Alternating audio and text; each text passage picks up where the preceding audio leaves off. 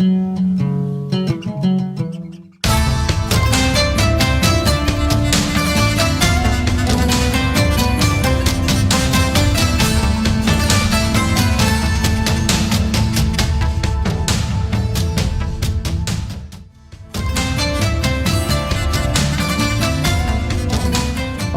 باش بینەرانی عزیزی کوردستان 24 لە هەرکوێیەکەن سڵاوی خوای گەورەتان لێبێ کامەرانم لە بەرنامەی هاوڕێی تەمەن پێتان شاد دەبم. ئەم شەو لێرە میوانداری کۆمەڵا ڕۆژنامەنووسێکی پیشەگەر دەکەین ئەوانەی لە کەناڵە نێوەخۆییەکانەوە بەرەو جیهانی هەنگاویان نا. خۆشحاڵم ئەمڕۆ بە دیداری هەریەک لە بەڕێزان مامۆستا عومەر فەرهادی، کاک ئازاد لەشکری لە ئاژانسی ڕۆیتەرس، کاک سەفین حەمید لە ئاژانسی فرانس پرێس، کاک گەیلان حاجی لە ئاژانسی EPA. بەخێر بێن. مامۆستا لە لای تۆ دەست پێ بکەین. شەیخ المراسلین، برا گەورەی پەیامنێران، ئەوە لە چ هات؟ ئەوم لە بژێڕەوە. ئەوە لە کاتێک من ماوەی 15 ساڵ و 6 مانگ پەیامنێری ڕادیۆی دەنجی ئەمریکا بووم بەشی کوردیەکە لە هەولێر. داواکاریەک هەنیان بە ناوی من گوتیان حەز دەکەن تۆ بدەیت جەنابی سەرۆکی حکوومەتە وەختێک بەڕێز کاک سیروان بارزانی بوو. ئەمنیش گوتم بە منیان دەگۆ یا شێخ هەندێکیان مکاکە من گوتم داواکاریەکەم پێشکەشی بەڕێزی کرد، گوتم بە من دەڵێن یا شێخ من شێخم نەتێشەم هەیە نەخانەقا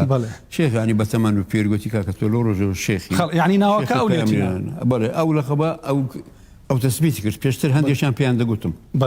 یا شێخ باکەم کاکە من شێخ نیم ئەخر گوتی شێخ ینی پیر ینی شێخی بەعەرەبی ینی خاوەن یەکێکی تەمەن، خاوەن تەمەن و خاوەن ئەزمون. ئیتر بڵێ ئەوجا بوومە شێخی پەیامنێر. بەڵام تۆ خاوەن ئەزمونی و یەکەم پەیامنێری خاوەن تەمەنیش من ئەو کاتێککە ئیشمان دەکرد لەو کارە ئیشم دەکرد ئەوەندە بە نەفەسێکی گەنجی ئیشم دەکرد. ماشەڵڵا ئێستا ئیوای تێدا هەبوو لە تەمەنینەوەی من بوو لەگەڵمان بێکەوە هیچ هەستم بە جیاوازی نەدەکرد. ئەوەش دەڵێ من زۆر جاریش باسم کردووە هەمویان وەکو برا گەورەك سەیری منیان دەکرد زۆر ڕێزیان لێ دەگرتم لە ناو یەک ئەمە تقریبان هەمومان زۆر تەبا بووینانی ئەوانەی کە لەو کارە ئیشمان دەکرد کاری پەیامنێری ئەوەی بۆ ڕۆژنامە بووە بۆ ڕادیۆ بووە بۆ تەلەڤیزیۆن بووە جۆرە ینی هینێکمان وەکو برایەکی گەورە. بەڵێ ئاتەماشایان دەکەم ئەوانی تریش لە ناوخۆشمان هەمومان ئەو ڕێز و احترامەمان هەبوو. من پێشی ئەوەش بێگومان ینی کە بۆ دەنجی ئەمریکا وەکو پەیامنێر بەشی کوردی پەیامنێری تەلەڤیزیۆنەکانیش هەبوو، تەلەڤیزیۆنی عەرەبیەکان هەبوو، ئەلجەزیرە هەبوو، عەرەبی هەبوو، ئەوانی تر هەبوو، عێراق الحۆر هەبوو، ڕادیۆ زۆر بوون ئەوانەی کە کاریان دەکرد لێرانە بە هەردوو زمانی کوردی و عەرەبی و لەمای بەشی تورکمانیش هەبوو وابزانم هەش بوو لەگەڵ کەناڵەکانی دەرەوە نازانم ئیتر هەزار هەبوو لە بەڵام تۆ هەر شێخی پەیامنێران بوو. بەڵێ شێخی پەیامنێران ئەوجا هەبوو دەیانگۆ شێخی ڕۆژنامەنووسان کاکەشی ئی ڕۆژنامەنووسانە ئی پەیامنێران خێنا کە چووکەی شێخی ڕۆژنامەنووسان مامۆستا ئەگەر بزانین سەرۆکی سەندیکای ڕۆژنامەنووسان من کاگازاد مامۆستا ئەگەر بزانین یەکەم کەس کە بەرپرسی دەنجی ینی بەشی کوردی دەنجی ئەمریکا بوو چێ بوو؟ یەکەم کەس خۆی لە نیسانی ساڵی 92 دانرا پاش ڕاپەڕین پاش ڕاپەڕین دانرا پێشتر لە 88 دکتۆر نەزمەدین کەریم ئەو کاتە لە ئەمریکا بوو لەگەڵ دکتۆر ئەسعەد خەیرانی ئەوانە شخصیاتی دیار بوون کە کورد لە ئەمریکا داوایان کرد لە حکوومەتی ئەمریکی کە بەشی کوردیش بکرێتەوە پاشی بردمانکردین هەڵەبزە بە چیمیاوی دیار بۆ ئەوان لە ناو خۆیان گوتیان ینی دیار بوو زۆر باوەڕیان بۆ نەبوو کە ینی حکوومەتی عێراقی ئەو بردمانێک کردیە گوتیان دەلەوانەیە ئێرانیش ئەوەی کردبێ نیان کرد. پاشی ڕاپەڕین دووبارە هەوڵیان داوە ئەو جارە ئەندامەی کۆنگرێس هەبوو ناوەکەم لە بیرنم هاو بەڕاستی پەیوەندیان پێوە کرد ئەو هەوڵیدا وەکو ئەو بەشیان کردەوە ڕۆژانە چارێگە ساعتێک بوو بە کاتی ئێمە لە هەرێم بەیانیان وەختی نوێژی بەیانیان چارێگە ساعتێک دەکراوە من ئەو کاتە لە خەو هەڵدەستام و جۆم لێ دەگرت هێشتا پەیامنێر نەبووینەوە. سەرۆکی بەشەکە یەک لە ئەمریکیەکان بوو کە لەو بەشە بوو لە ساڵی 2000 یەکەم کورد کە کرا سەرۆکی بەشی کوردی دەنج ئەمریکا کاکە ئەومەری دزەیی بوو کە لەوێن دەرێ بوو لەوێن دیزان بوو زمانزان بوو لەوێش بوو ئەو کە بۆ سەرۆک ماوەکەیان کرد بە کاتژمێرێک و هەوڵیدا گوتی دەبی لە هەر سێ شاری هەرێم پەیامنێرمان وا بوو لە سلەیمانی لە تیفنێروەیەندانا لە دهۆک سەلام باڵاییاندانا لە هەورێرش منیان دەست خۆش دێنەوە سەرەوە باسەی مامۆستا کاگازاد چۆن بوو لەگەڵ ڕۆیتەرز کە دەست بەکار بووی و لەگەڵیان خۆی ئەمن لە بواری ڕۆژنامە گەری ینی بە تایبەتی لە بواری تەلەڤیزیۆن پێشتر کارم کردێ لە تەلەڤیزیۆنی گوڵان ساڵی 94 وێنەگر بووی ئەو کاتوێنە مامۆستا بەڵێ وێنەگر و ئەو کاتی بەخۆ دەزانی لە تەلەڤیزیۆن هەموو وێنەگر بووی هەم تەنسیم بووی هەموو شتێک بووی ینی تاحکول مسرەکە ئیتر لە 97 لە گوڵان نەمام بەڕەحمەت بی شەید فەرەنسۆ حەریری حەزی کرد بچمە ڕۆژنامەی برایەتی ئەو کاتی مامۆستا فەراد عەونی سەرنووسەری ڕۆژنامەی برایەتی بوو بەڵێ لەوێ دەست بەکار بووم و وەکو فۆتۆگرافەر لەوێ دەست بەکار بووم کاری ڕۆژنامەوانی ڕۆژانە راپۆرتی زۆر جوانمان دەکرد بە تایبەتی بابەتە کۆمەڵایەتیەکان لەگەڵ مامۆستا شێرزا عەبدوڕەحمان لەگەر بەرهەم عەلی لەگەر برادرانی دی زۆر کاتێک بووە ساڵی 2000 لە 2000 بەڕاستی مقابلەکی مامۆستا وشار زێباریمان کرد ئەو باسییان دەکشتی کرد گوتی پەلەمەکەن بە سەدان ڕۆژنامە نووس دێتە ئێرە ئەوە ڕوویدا 2000 ینی پێشبینیەک بوو دەیکرد بەڵێ ناهەر ڕاستیش بوو گەیشتە نێزیکی ئیشەکان گەرمتر بوو بە نسبەت عێراق و ئەمریکا ئەوانە لە کاتی لێدانی ڕوخانی سەدام زەنجی سێ کەنداوە بەڵێ 2003 ئیتر بە سەدان ڕۆژنامە نووساتنە کوردستان ئەمن هەر لە ڕۆژنامەی برایەتی بووم ئەو کاتی کارم دەکرد بەڵام وەکو فیکسەر لەگەر ڕۆژنامە نووسە ئەزنەبیەکان وەکو وێنەگرەکان کارم دەکرد لە کاتی 2013 ڕوخانی سەدام بەعەس من بەشدار بووم لە ئازادکردنی مووسڵ کەرکووک بەغدا ئەوانە تا هەموو وێنەکانی شمایە وێنانە شمەیە کاتێک کە کاکوەجی بریندار دەبێ ئیتر کە گەڕاینەوە پاش 2004 گوندەلی زەڕای سات وەزیری خارجی ئەمریکا بوون لە پیرمام لەگە جەنابی سەرۆک کۆبۆ ئەو کاتی مدیری عامی ڕۆیتەرزی لەگەر بوو داوای کرد گوتی کەسێکی زیرەکم دەوێت لێرە کار بکە ئیتر بوو ئەلەوێ دەستیان ینی دەستیان بۆ من درێژ کرد وەکو فۆتۆگرافەرێک بەڵێ ئەلەوێوە لە 2004 من دەستم بە کار کرد لەگەر ڕۆیتەرز تاکو ئێستاش بەردەوامم یعنی لە هەموو بوارەکان باشە مامۆستا ئێستا لە شوێنەواریشی ئەگەر من ئەوە نەبم لە بەڕێوەتی شوێنە بەڵێ تەسیری لە ئیشت نەکردیە؟ نا یعنی ئێمە ئیش خۆمان دەکەین بەردەوام و هەر ئیشەک هەبێ ئەمە دەچین کاری خۆمان دەکەین وەکو ڕۆژنامە نووس ئەوە تەکلیف بوویان خولیات بوو مەسەلەن کە وەکو چی ئەو ئیشەی مەسەلەنی شوێنەوە شێوەکاری بەڵێ نا بخۆم فەرمانبەرم لە وەزارەتی ڕۆشنبیری بەڵێ پیشەشم درایە کە ئێستا لە ئێمە بەڵام ئەو وەکو بەڕێوەی بەرایەتی و نێری شێوەکاری کاری بتەنیا بۆ بەس بواری شێوەکاری نییە بۆ بواری پێکەرسازیە بۆ بواری فۆتۆگرافەیە یعنی هەموو بوارەکان هونەرە جوانەکان هەمووی دەگرتەوە زێمە لە هەموو بوارەکان تێدا کار دەکەن کاکسەفینیش پێکەوەینە و کارمان کردێ و بەردەوامشین شتی باشتری بکەین ئەوجا دەچینە لای کاکسەفینی بزانمە تو یەک ڕاست سویە فرانس پرێسۆنیا ئەمن بەڵێ بدایەت ماوەچی کەم لە سایت پەیامنێر بوو ئەو کاتە 2004 بوو لەوەی دەستم پێکرد بە شێوەی بەسیت وەکو بڵێن بدایەت بوو زۆر لەوێ نەمام دوای تیمەکی فرانس پرێس هاتبوو لە دوو فۆتۆگرافیایان دەگەن کاک عەبدولحەمید زێبایی پەیامنێری وان بوو ئیتر تەکلیفیان کرد تیمەکە هات تێستیان کرد بەمە گوتیان بڕۆ بازاوی هەندێک وێنەی بگرە با بزانین ئاستی چیەوەوانە ئەمن لە مێژە پیشەی من فۆتۆگرافیە لە 93 دەستم پێکردیە یانی شتەکە غەریب نییە لەسەر من ئیتر چووم هەندێک وێنەم گرت و هاتمەوە ئەوان کە دیتیان یەکسەر ئیمێلیان کرد گوتیان ئەمە ئەوە دەستنیشانمان کردی ئەوە دەبی ئیشمان بۆ ئەمن تێبینیم کردیە فراڕەهەند ئیش دەکەێت و لە کەلتور و لە مەسالی دەنگ و لە زۆر شتی ئیش دەکەێت جەنگ وابزانام ڕۆژنامەوان هەردەبی وابی و خاستن فۆتۆگرافە ڕۆژنامەوانی بەڵسماندی ناکاوشتا نا بەعکسەوە من ینی دڵخۆش دەبم کە دەتوانم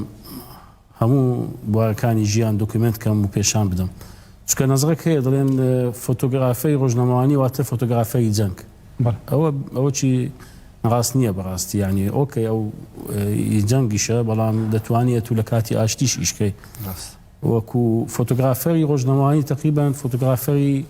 دۆکیمنتاریە یان بەڵگەییە ئەکە لەسەر شانی هەموو شتەکان تەوسیق بکە وەکو بەڵگە چکە لە کۆتایی ئەو وێنانە دەمێنێتەوە وەکو بەڵگەی مێژووی وەکو دۆکیمنت زۆر پێویستمان پێیەتی چکە ئەمە لە زەمانەوە بڵێن وێنەی خۆمانیان ئەرشیفی خۆمان دەستیمان نەبووە فۆتۆگرافە بیانیەکان دەهاتن شتەکانیان تەوسیق دەکرد دەڕۆشتنەوە ئێستاش ئەگەر ئەمە پێویستمان بە ڕسمێکی کۆن هەیە سەردەمشیوانە دەبی هانە بوان بین کاکە گەیلان تو سەرەتات لەگەڵ EPA چۆم پێشەوەی لەگەڵ EPA دەست پێ بکەم لەگەڵ چەند جەزگای نێودەوڵەتی و گۆڤار و ڕێکخراوە بیانیەکانیشم کردبوو و دواتر لە کاتی شەڕی داعش بڵێن ئەوان فەراغیان هەبوو دوای 2015 و 16 بۆ هەبوو فەراغەچیان هەبوو لێرە کەوا وەکو فۆتۆگرافەرێکی ڕۆژنامەوانی کەسێک ڕووماڵی ئەو ناوچە گەرمەی ڕووداوەکانیان لەبۆ بکاتن ئیترەوە لە ڕێگای برای خۆشەویستم کاکسەفین کۆنتاکتیان پێمەوە کرد و لەگەڵیان دەست بەکار بووم وەکو فۆتۆگرافەرێک بەو شێوەیە بوو باشە ینی ئەو بوویتە هۆکارە کە بتوانانی زۆر شتی تۆ بخێڕوو خاستن ئەو ڕووداوانەی بەسەر جەنگەکان مەسەرەن ینی مەساتەکان کارەساتەکان لەوانەیە توش کێشەش بی بەخۆت وەنیا بەتاکید فۆتۆگرافەری ڕۆژنامەوانی ینی گواستنەوەی ڕووداوەکانە وەکو پێویست ینی وەکو خۆی بیگەینی لۆ ئەوەی لە دەرێ یان ئەوەی لە جێگای ترە بزانین لەو ناوچەیە چ ڕوو دەداتن ئیتر ئەوە بە واجبی خۆمانی دەزانین وەکو فۆتۆگرافەری ڕۆژنامەوانیکەوە بیگوازینەوە بێگومان تووشی لەوانەیە تووشی مەترسیداربوون مەترسی یان لە ناوچوون هەموو هەرێک لەو ئەگەرانە ببین کاگەلان خۆتان شتەکان هەڵدەبژێرێنیان داواتان لێ دەکرێن بە چاوی خۆتان یان چۆنە مەسەلا هەمووی هەیە هەردوو ئەگەر هەیە دەکرێتن ئەوان وەکو بیرۆکە فکرت بدەنێ کار لەسەر ئەو پرۆژەیە بکە دەکرێت وەکو ڕوویای خۆمان پێیان ڕابگەینین پرۆپۆزەلێک تەقدیم دەکەین کە ئیش لەسەر پرۆژەیە دەکەین و ئۆکەی دێتەوە ئیتر هەمەش لەسەر دەستخۆش دەمەوێت یەک مداخلە ئەوە زۆر گرنگە کە ئێستا کاکسەفین و کاگەلیانیش باسی کرد سەبارەت بە وێنەگری یا بە تایبەتی ڕۆژنامەنووسی جەن بەڕاستی ئەمە بەر لەوەی کە شەڕی تیرۆریستانی داعش دەست پێ بکە یان کە دەستیشی پێکرد بدایەت ئەمە هیچ زانیارێک و هیچ شارەزاییەکمان نەبوو باقعی یعنی خۆشمان نەمان دەزانی کو بچینە جەن بەڵام وە بوو لە فترەی زۆر نزیک مەسەلەن ڕۆیتەرز هەموو کادیرەکان و هەموو ئەستافەکانی خۆی ناردە دەورە ئێستا مەسەلەن مەشقی پێکردن بەڵێ مە چوومە لەندەن چوومە بەریتانیا لە بەلفاز دەورەم دیت کاکسەفین لە فەڕەنسا دەورەی دیت بە تایبەتی دەورەی یعنی خولی وامان دیت کە وەکو ڕۆژنامەنووسی جەنگ کارت چی باشە بیکەن یعنی بەڕاستی کە هاتینەوە کوردستان سەد ئەمە فەرقمان کرد لە ئیشەکانمان کو خۆمان دەپارێزین کو دەتوانین ئیش بکەین کو کارەکان جێبەجێ دەکەین کو چالاکیەکان یعنی ئەمە زۆر گۆڕانکاری بەسەرمەدا هات بۆ مە شتێکی زۆر باش وە لەو هەروو وەکە ئاژانسەکانی تیژوەنە ڕۆیتەرزیش 3 ساڵ جارێک ئەو خولە دەکاتەوە بۆ کادیرەکانی باشە کاکسەفین ئەگەر وە سوالێک هەست ینی وە سوالێک هەر خۆی ئەوە دەکاتن لێرە زۆر ڕۆژنامەوانمان شەهید بوون ئایا ئەگە و مەشقیان دیت بە ینی استفادان لێ دەکرد بێگومان مامۆستا تەسیر دەکا یعنی هەندێک شت هەیە بەدەست خۆت بەڵام حەزەر زۆر واجبە یەکێک لەو شتانە کە بەمەیان دەگۆت و بۆ ماڵکردنی هەواڵ دەچی مەبە بە هەواڵ جوان یعنی تو بۆ هەواڵ دەچی مەبە بە هەواڵ زۆر جوانە ئەوە زۆر تاکیدیان لەسەر دەکرد دەگوت ژیانت لە هەموو شتێک باشە ئەدی ئەگەر زۆر زار دەیانەوە بیانکەن بە هەواڵ ڕاستە شتی وها نا ئەمن ئەو مداخلێک بۆ برە بە ئیجازەی هەمووتان ئێستا مە وەکو ستافی ما کە تقریبا نزیکەی 7 کەسمان لێرکارە بوون نۆمانک 7 تا 8 کەس 4 تیم ڕۆژانە دەچوینە دەرێ هەموو سیارەکانمان دەبایە درابی سایق لە کاتی جەنجی تیرۆستان 4 تیم دەڕۆیشتین هەر سیارەکی یعنی درە زرێ پۆش بوو هەمووی درا بوو بەڵێ ینی وەنە شەو ئەوانە بەڵام درع بوو کامل سایق دەبی ئەچیزەی کاملی دڕ و حتا سیلاعشی پێبە سکوریتی خۆمان هەموو سکوریتی بەریتانی و ئێرلندی و ئەمریکی بوون دەبی لە گەرما بوو بە ئەمریوان هەردەستین ئێرە خەتەرە تەسویر بکەینیاننا تێکستمان لەگەر بوو وێنەگرێکی فۆتۆ وێنەگرێکی ڤیددیو هەمووش لەسەر ئیتیساڵ بووین یعنی ئەگەر سکوریتیەکە بەمەی گوتبا حەقت هەیە لێرە 5 دقە زیاتر نەدەبا ئیش خۆیان دەگوت نە ئەگەر جوانترین وێنەشمان دەستکەت با دەگوت نابی بێ خوارەی با سەلامەتتان یەکەم دەجایش وڵا مامۆستامە دەچوینە پێش باست بڵێ ئەوە باز دێنەوە سەری یا شێخ یادەوەری خۆشت چ بووە لەگەر ڕۆژنامەوانی کالۆمان بژێرەوە حەزمان لێ ئەو شەوەی خۆش یادەوەری من وەکو پێمنێر لە ساڵی لە 2000ەوە ئاماژەم پێدا باسم کرد پێشی ئەوی ئەمن لە ساڵی 1958 ڕۆژنامەکە بوو ئەزەمان لە بەغدا دەردەچوو بڵاوی کردەوە لاپەرەکە بوو سەفحەت تەلەبە ینی لاپەڕی قوتابیان با بڵێن پامنێریان ویست لە شارەکانی عێراق بەگشتی منیش ئەوەتە هاتووی بەغدام دەکرد بە کاری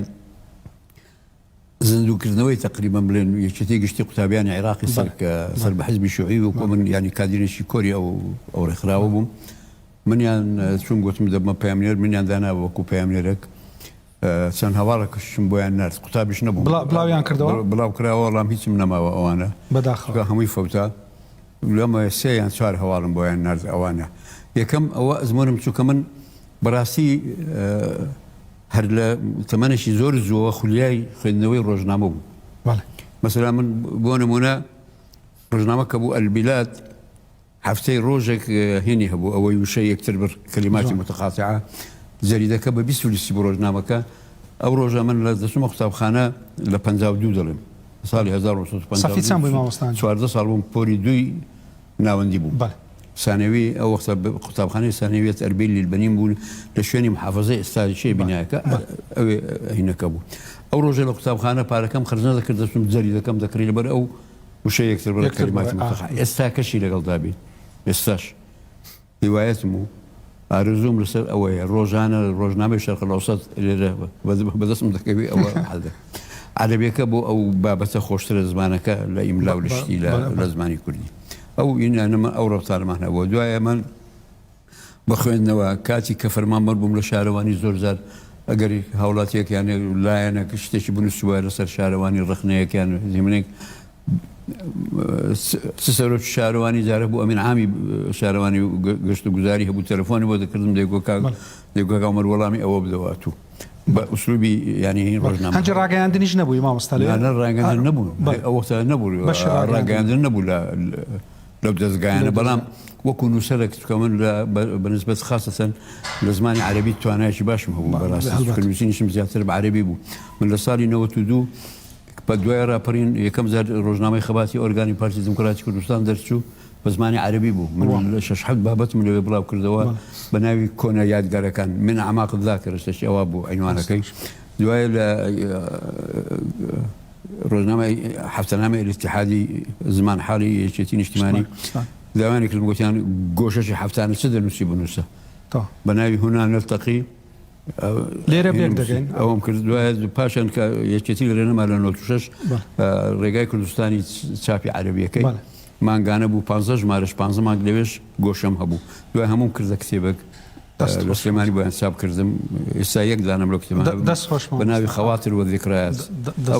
ئەو بابەتانە زیاتر نووسینم بە عەرەبی بووە دەست خۆش بێ کاکەزاد هەلبەتە زۆرگەلێک وێنە و شتیوات چێشە یادگاری یاددەوەری چی هات زۆر لە مەسەلەن چیرۆکەچی لەگەڵا شتەچی لەگەڵا والله یادگاری زۆرن یعنی بەڵام یەکەچە واللهی لەو دەمەی نایەتە بیرم بەڵام یادگاری مەرز نییە ناخۆش بی یاخوا شتی خۆش بی واللهی شتی خۆش بەڕاستی لە کاتی وێنەگرتن ئەتوو هەموو بابەتێک دەبین یعنی مەسەلەن ئەمە تەقینەوەمان دیتە لەو وارەتانە تەمەشا دەکەی بە تایبەتی لە ناوخۆی کوردستان ئەو هەموو گەنجە جوانە شەهید دەبێ و ماساتەکەمە دەماندێت زۆر جار زائیدەن تەمەشای وەی دەکەی ئەو خەڵکە کە بە ئاوەرەی ئێستا لە وێنەکان دیارن کە دەهاتن پێشمەرگە بەهانایوانە دەچوون ئەمن دەمدید مەسەرەن قەناس هەبوو خەڵک لەو جادە لەو بەری کەت بوو لەو بەری ساتر قەناسی تیرۆرستانی داعش لێی دابوون کشتبوون بەڵام پێشمەرگە وەکو خۆیان کردە گیانفیدا خۆبەخشانە گوتیان دەچین وەڵام نژێک لەوانە بووم کە وێنەکەم گرت دەستی و خەڵکەوە منداڵانە قوتار دەکەن و لە ساترەکەی دێپەڕێنەوە دوایش بەو ینی یەک لەو شتانە قەت لە بیری ناکەم پێشمەرگە ئێوارە بوو خواردنی لە خۆی دروست کرد بوو ئەوانەش گەیشتن یەکسەر خواردنەکانیان داوان یعنی گوتیان بەمنیان گوتیان ئێوارە شەوی لێرە بە پێکەوە خواردنیەوە حاضر دەکەین و گۆران ڤیددیوەکانیشم مایە ئیتر وەڵا خواردنەکانیان داوان گوتمە گوتیان لە تەماتە خیاری دەخۆین تەماتە خیارما خوارد زۆر یعنی ئەو شتی تریشێ مەسەرەن لەو کاتێک کە بەغدا ئازاد کرا قەسری جمهوری لۆ من شتێکی زۆر سەیری بوو کە چوون منە قەسر جمهوری و چوومە ژووری سەدامی و یەکسەر جرکەکەی خۆی هەرما بوو لە ئەوەی و یعنی ئەوە شتانە زۆر سیر بوو لۆ من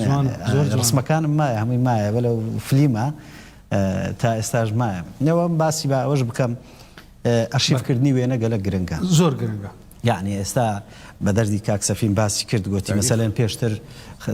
ئەگەر باسی وێنە کۆنەکان بکەین ساڵی هەفتایەکان و بەو شێوانە ئەگەر مەبەستمان بی لە شاخ و لە چالاکی و لەو شتانە ئەزنەبیەکان داهاتن دەیان بەڵام ئێستا لە دوای نۆهەتەوە خۆمان بە هەزاران وێنە ئەرشیفمان هەیە زۆر گرنگ بەدی کۆمنتمان کردێ هەرمان گرتێ و زائیدەن بۆ مەوش بۆ کوردیش زۆر گرنگە وێنەکانی مە لە هەموو ئاژانسە عالەمیەکان بڵاو دەبیتەوە کە بە هەزاران کەناڵ و گۆڤار ڕۆژنامەکان ڕۆژانە بۆمان دەگەڕێتەوە کە لەو شوێنانە ناوی مەشی پێوەیە و بڵاوش بیتەوە ئەوەش بۆ مەش جێگەی شانازیە کە بتوانین وەکو فۆتۆگرافەرێکی کورد بتوانین هەر ڕووداوێک هەر شتێک بی چ لە بەرژەوەندی کوردابێ ئێمە بتوانین خزمەت بکەین و بە دەرەوەی جیهانی بگەینێ دەستخۆش کاک سەفین لە نەفسی خاڵ دەست پێ دەکەم ئێستا وای لێ هاتی لەوانەیە ئەزنەبیەکان لەمە وەردەگرن کە بەڕێستان ئێستا ئەوە کە بەڵام توانیتان لە میانی کارکردنی خۆتان کۆمەڵک گەنجی جوان دروست بکەن کە لە ئەو خبرە و ئەو ئەزمونە هیتە بەوان بەخشن بێگومان یعنی ئێمە ئەو خبرەی کە هەمانە مولچیمە نییە بەڕاستی ئەمە ئەو هاویە دەکەینەوە کاکازاد و کاگەیلانی شوایە خۆمان ستافێگەکمان دانایە بۆ وێنەی ڕۆژنەمەوانی مەبەستمان ئەوەیە پێگەیاندنی ئەو گەنجانەی کە ئاغازومەندی بواری ڕۆژنەمەوانی نەک تەنها فۆتۆگرافی چونکە فۆتۆگرافی چەند بوارەکە ڕۆژنەمەوانی بەشەکە لەوەی ئەوەی کە مهتەمە بە ڕۆژنەمەوانی بەڵێ ئەمە دەست پێشخەریان بۆ دەکەین و یارمەتیانە دەین و هەر شتێکمان پێ بکرێ بۆ ئەوەی جیلەکی نوێ پشتیوانی لێ دەکرێت ئەکیت وەنیا مەسەلەن هەمووی بەجهودی شخصیە بەڕاستی بەجهودی شخصیە ئەگەر نا هیچ بەس ئەوەتانی نەکردیە مەسەلەن کە ئەوەی پێتانە ببەخشن ئەمە دەکەین مەسەلەن سپۆنسەری پەیدا دەکەین بۆ ئیشی خۆمان بۆ ئەوەی مەسەلەن شۆپێک بی دەورێک بکەینەوە ئەوانە بکەین بۆ ئەوەی بێ بەرامبەر بە فۆتۆگرافەرەکان پێشکەشی دەکەین کاگەیلان لە هەمان پرسیار دێمەوە خۆت لە ژیانی پیشەیت خۆت بە قەرزباری چێ دەزانی کام هاوڕێی تەمەنت کام کەس مەسەڵەن بێگومانەوە کاگازاج فەزلی لەسەرم زۆرە بەس بەڕاستی کاک سەفین هەر لە سەردەمەکی زووەوە وەکو ڕاهێنەرێک لەگەرم بەردەوام بوو برین لە 2012 و 11 بوو ئەو هەبوو کە سەرەتای کاری فۆتۆی ڕۆژنامەوانیم بوو ڕێ ڕاستەکەی نیشاندام کەەوە وەکو فۆتۆگرافەرێکی ڕۆژنامەوانی دەبێت چۆن ڕووماڵی ڕووداوەکان بکەین ئیدی قۆناغ بە قۆناغ لەگەڵم بوو بە خۆشحاڵیەوە ئیدی توانیم ئێستاکە وەکو گەیلان حەزی کەواتە کاگەیلان چیت هەیە لۆ هاوڕێی تەمەنەکانت ئەوانی لێرەن و ئەوانی لێرەنی من هەموو کات گوتیتم ئەوەی ڕۆژێک لە ڕۆژان بە تەنها یەک تاکە پیت یارمەتی دایما من قەرداری ئەوم و ڕێز و سڵاوم لە بۆ هەمویان هەیە چاویان ماز دەکەم یا شێخ چت هەیە لۆ هاوڕێیەکانی تەمەنت هاوڕێی تەمەنم لامایە گەل زۆر نین من تەمەنم ئێستا 84 ساڵ تەمەن درێژترت کە دوو ڕۆژی شایان دوو ڕۆژت منەکەم هەیە بۆ چوونەگیر بە هەر ئیش و کارێک نەکەم هەیە یەکە هەر کەسێک هەر پیشە و کارێکی خۆی زۆر بۆی دڵسۆز نەبی و کارەکەی خۆش نەوێ قەت لێی سەرکەوتو ناباست دەستخۆش یا شێخ کاگازات چت هەیە لۆ هاوڕێیانی تەمەنت وڵاهی هاوڕێیانی تەمەن تەبانە من چاوی هەمیان ماز دەکەم ئەوانەی کە ڕۆژێک لە ڕۆژان هاوڕێی من بوونە و پێکەوە کارمان کردو و زە لە کاری ڕۆژنامەوانێ بی یان لە هەر کارێکی دیبی وەکو برایەک من ڕێز و حرمەتم هەیە بەڵام کە وەکو هاوڕێی تەمەن هەندێکی وەسەلەن لە ژیان نماینێ ئەمە زۆر تەسیری لۆیان مەسەلەن وشکی شێرزا عەبدوڕەحمانی ڕۆژنامە نووسێکی بەتوانا بوو کەسێک بوو هەوڵی دەدا ئەو گەنجە ئەگەر بزانی توانای تێدا پشتگیری دەکرد ئێستا من کە لە ڕۆژنامەی برایەتی بوون ئێستا خەباتە مامۆستا فەراد ئەونی سەر نووسەر بوو کە هاتم دەستم بەکار کرد و دەستمان بە ڕیپۆرتاژ و شتیوا دەکرد هەر ڕۆژێک داهاتمەوە مامۆستا فەرهاد بانگی دەکردم و دەستخۆشی لێ دەکردم زائیدە بەڵێ معاشی زیاد دەکرد و مکافەئەشی دەدامێ هەستم دەکرد ئای ئەمن شتی هەوڵ دەدەم شتی باشتر بکەم ئیتر بەڕاستی ئەمن ڕێز و سڵاوم بۆ برادرانەی کە ئێستاش لە ژیان ماون و بە تایبەتی ئەو برادرانەی کە ئێستا زۆر لە من نێزیکن کاک سەفین و کاک گەیلان و کاک حەمی زێباری و زۆر برادرانی تر چاوی هەمیان ماز دەکەم تایبەتی ئەو برادرانەی من کە ئێستا لە ڕۆژنامەی خەباتن پێکەوە کار دەکەین هەر وەکو برایەک وە تاکو ئێستا بەردەوامیشین چاوی هەمیان ماز دەکەم هەتا دەمرم هەر خۆشەویستم لەو هەمیان هەیە کاک سەفین بەڕێز چی تێ لە هاوڕێیانی تەمەنە وڵاهی هەر ڕێز و خۆشەویستیم هەیە ڕاستی ئەگەر باسی هاو پیشەی خۆم بکەم یعنی کاک عەبدولحەمید زێباری یەکێک بوو لە پاڵپشتی من بوو هەروەها ئەو فترێک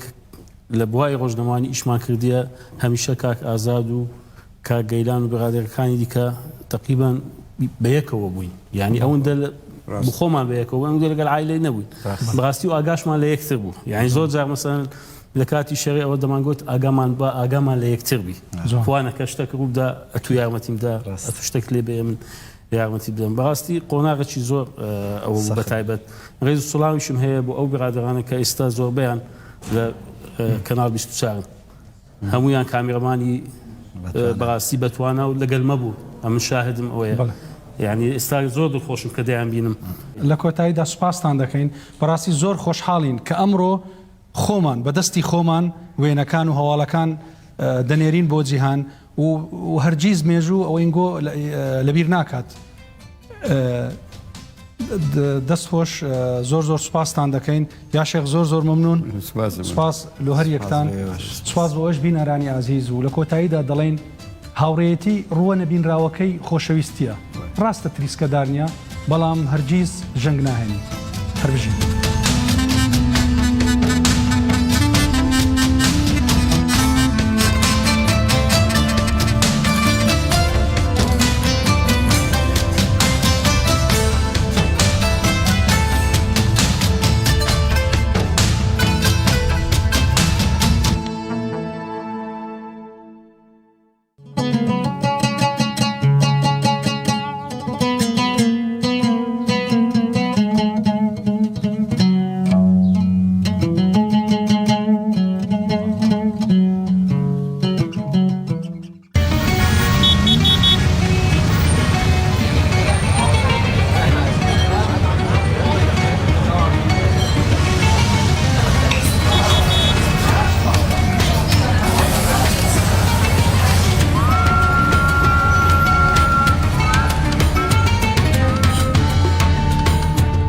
همیشه بین هیوا رمضان و پیروز البرنامه پاشیف لکردستان 24 بینر مامن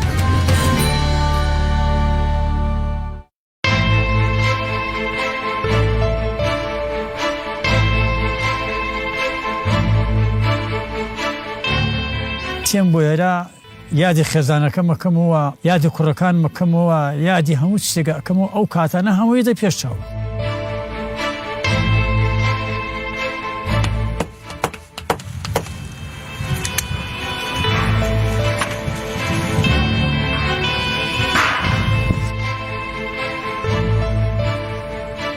دەم یام خوایە یام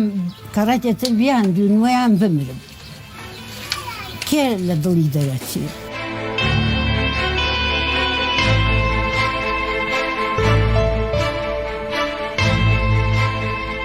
ئەم مناڵانە مناڵ کوڕمە پرسیارەکەنە بابامان کووە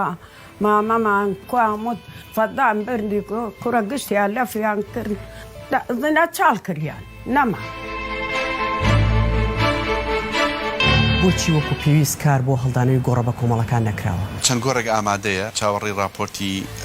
ئەو لیژنەیە یەکەم کە چوونەتە بەغداد کە گەڕانەوە راپۆرتی کە ئامادە کردووە لەو راپۆرتە گفتوگوی لەسەرەکەی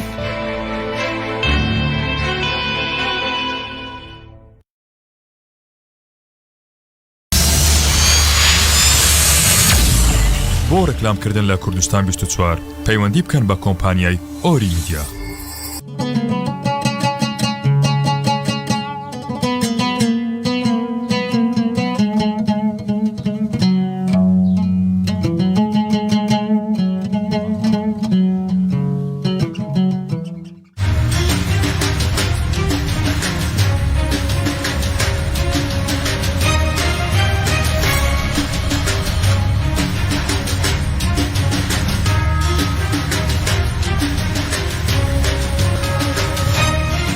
قزايا مخمور ايكا الكفنترين قزاين باريزغها هفليري